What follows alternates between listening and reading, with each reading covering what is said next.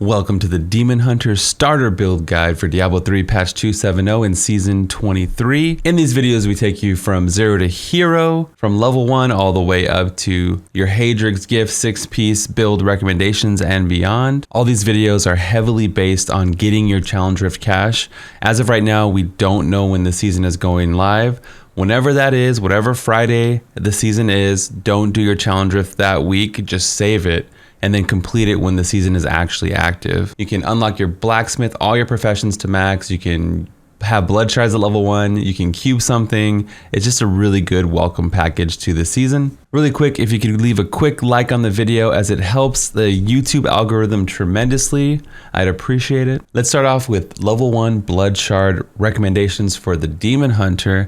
Now, there is something you can get with the bracers, the Wraps of Clarity. It gives you 50% damage reduction when you use a generator, and you get your generators right away. Like at level 1, you get Hungering Arrow. You can get the good old famous Pox Falls that we talk about. I'm a big fan of both of these items right here. On hardcore, you could definitely make a case for wraps, but what I would do, I would wait till level 34 and roll for quivers. This season, we're getting the Unhallowed Essence starter set for Demon Hunter, and as you can see with the 6-piece set bonus, it says your generators, right? So all generators get massively buffed with the UE set. So we got the Hungering Arrow Quiver that just recently got buffed a few seasons ago. We got the Duffel that gives you bola damage. And something you might not know, Spines of the Seething Hatred turns Chakram into a generator. So it actually works great with the UE set. How many times have maybe Demon Hunters early game just thrown this away and never even used it at all, never thought to use it? Also, Holy Point Shot is not a bad option.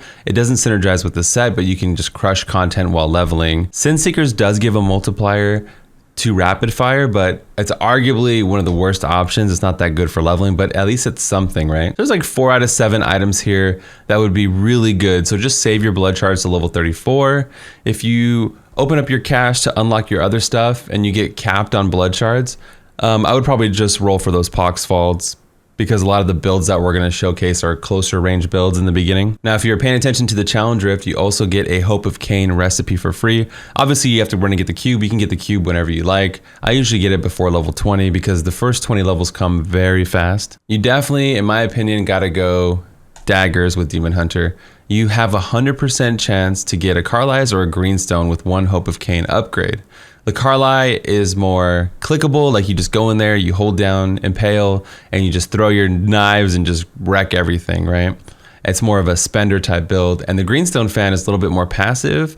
You build up your stacks, and then you one-shot mobs with it. And we're gonna talk about both of them in the video here today. Demon Hunter's unique, kind of like Necromancer, where no matter what, you're gonna get something, and that's what makes it have a powerful start. In addition to UE being one of the best speed builds with multi-shot, you also have so many ways you can build it with all the new multiplier, the generator items, and you can still use multi-shot, or you can go straight up with Carly's or Greenstone fan. Lots of options with DH early, really powerful starter build. Demon Hunter is a little rough leveling early on. It's kind of like you don't do too much damage and it's not so smooth of an experience until you hit level 12 and you get Chakram. Chakram is really, really good. It's an extremely low cost 10 hatred spender that does 380 damage. You want to try to get Twin Chakram as soon as possible, as it blankets the battlefield and they kind of persist longer. And it's one of my favorite runes. And if you get that quiver we talked about, you can just use this the whole way, even with the 6-piece UE set. Since the first 12 levels are a little bit more challenging, remember you can hunt for rings with average damage on them at level 7. At level 10, you can get amulets with average damage on them. The first bow you can craft is at level 8. I highly recommend you do that.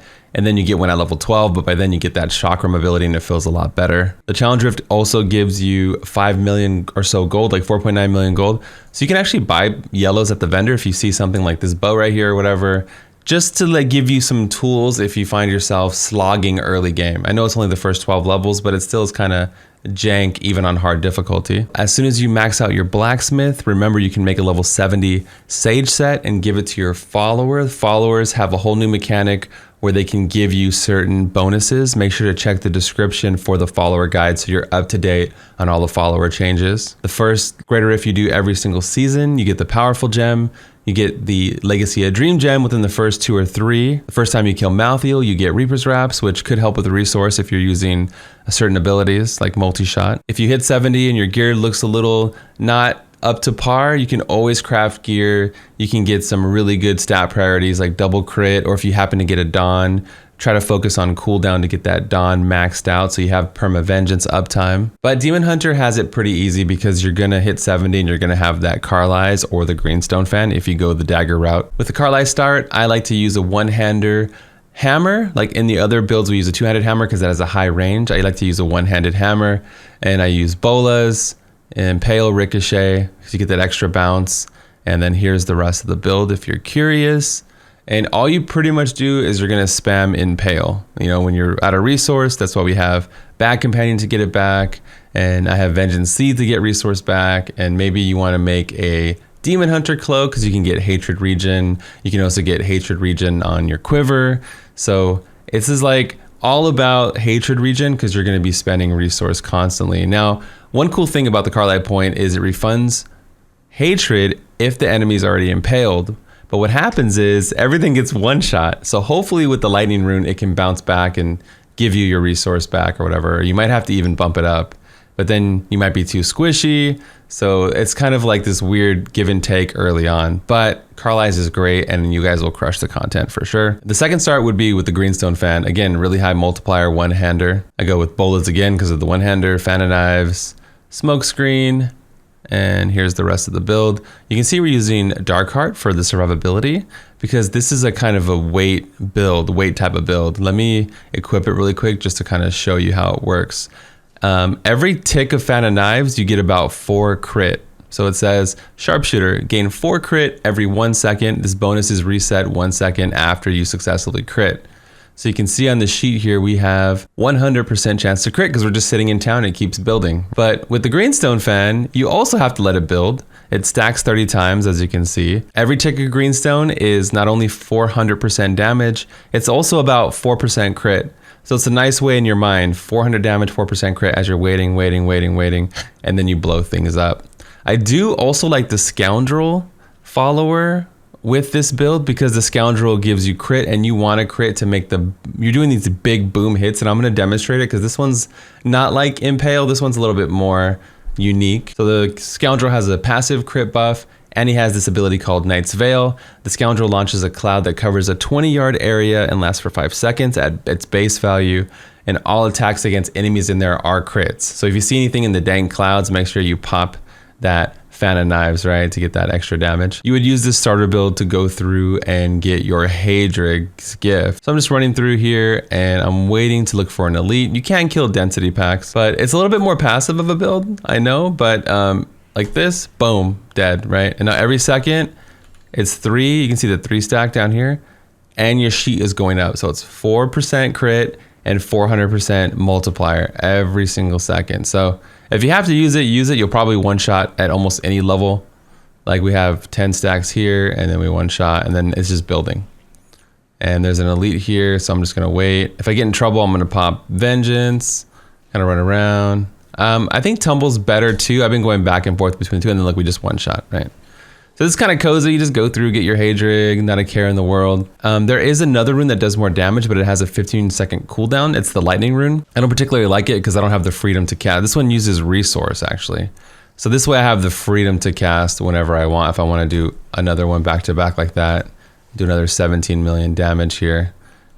So yeah, as far as the movement ability goes, feel free. So if I had the cooldown one, I would have been caught in this cave, right? I wouldn't be able to kind of chop my way out of it.